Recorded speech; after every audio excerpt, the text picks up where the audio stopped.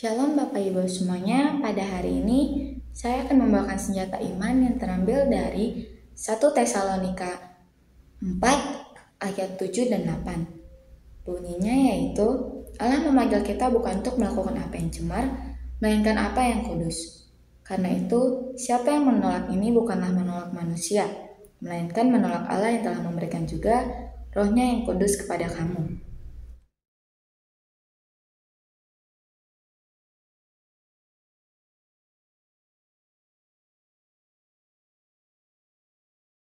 Nah, Bapak Ibu, kita pasti tahu di ke-10 firman, yaitu di kitab Keluaran 20, Tuhan berkata,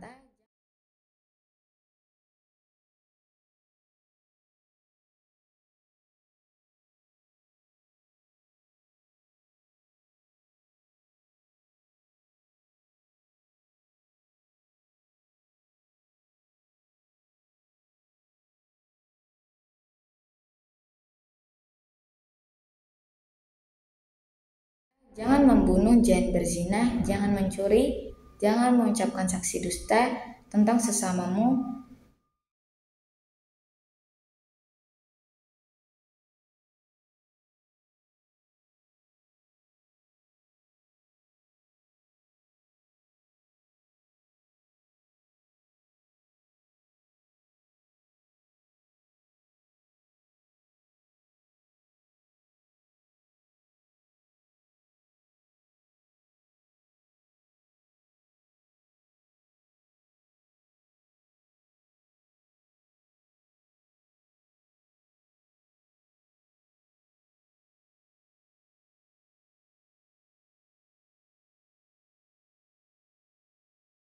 Kita sebagai manusia, umat Tuhan Yesus harus belajar menjaga hidup kudus, karena Tuhan kita adalah kudus.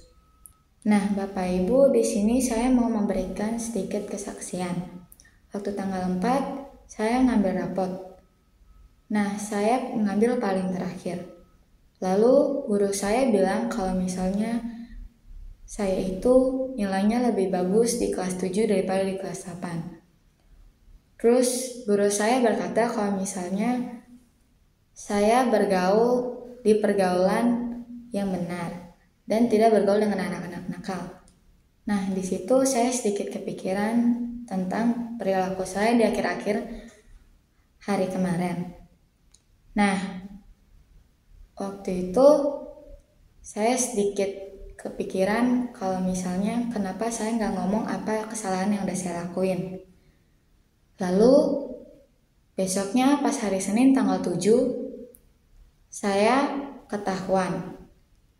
Nah, di situ saya sedikit panik karena kenapa saya tidak jujur. Dan kalau misalnya saya jujur, di situ saya dikasih keringanan. Lalu waktu dipanggil ke ruang BK, guru-guru banyak yang kecewa sama saya.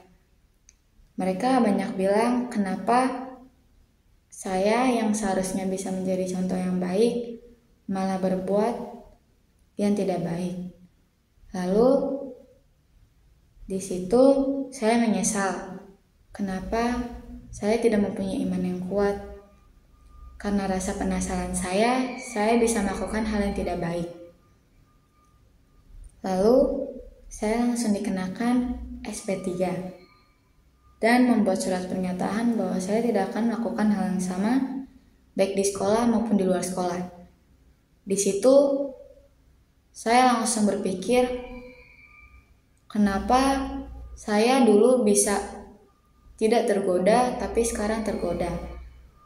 Dan di situ saya bertekad untuk mempunyai iman yang kuat dengan cara merubah diri saya menjauhi teman-teman saya yang pergaulannya tidak benar. Nah, Bapak Ibu, menjadi anak Tuhan itu bukan berarti hidup tanpa masalah ataupun tanpa cobaan. Itu semua tetap ada sebagai ujian untuk membuat iman kita kuat ataupun kokoh. Saat kita berhasil melewati semua itu, iman kita tidak mudah goyah karena kita sudah terbiasa mengalami ujian dari Tuhan. Nah, Bapak Ibu, di saat kita mengalami ujian dari Tuhan, Tuhan akan membantu kita melewatkan beberapa ujiannya.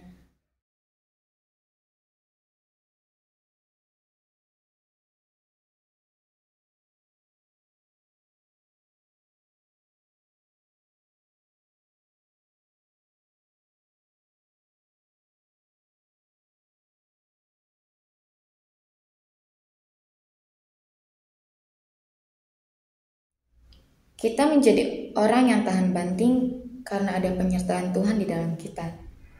Tidak semua orang Kristen disertai Tuhan, tapi hanya orang-orang yang mau taat dan setia melakukan pekerjaan Bapa. Pertanyaannya, sebagai anak Bapa, pekerjaan Bapa seperti apa yang sudah kita lakukan? Nah, Bapak Ibu, di 1 Tesalonika 4 ayat 1 berkata,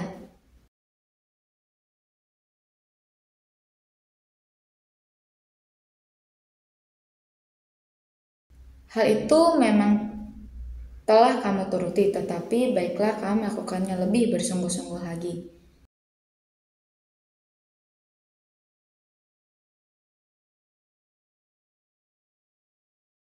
Mungkin Bapak Ibu merasa kalau misalnya Bapak Ibu sudah melakukan banyak pekerjaan Tuhan. Tapi apakah kita melakukannya dengan sungguh-sungguh? Apakah kita melakukannya untuk Tuhan atau untuk diri kita sendiri? Banyak orang yang melakukan pelayanan hanya merasa kalau itu kewajiban dia sebagai orang Kristen. Datang ke gereja karena dia orang Kristen. Padahal sebenarnya kita melakukan semua itu karena kita Kristen, tetapi kita harus melakukan itu karena Tuhan yang menyuruh kita. Nah, Bapak Ibu, mari kita lakukan apa yang menjadi bagian kita. Panggilan hidup kita dengan tetap hidup dalam kekudusan yang Tuhan inginkan. Jika kita belum tahu panggilan apa yang Tuhan suruh untuk kita bisa tanya Tuhan, yaitu dengan berdoa. Tuhan pasti menjawab apa yang kita tanyakan.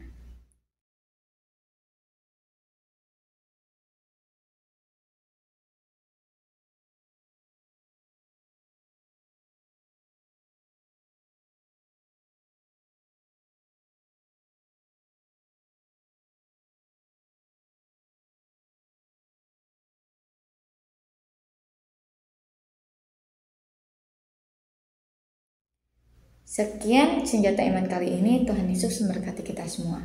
Shalom.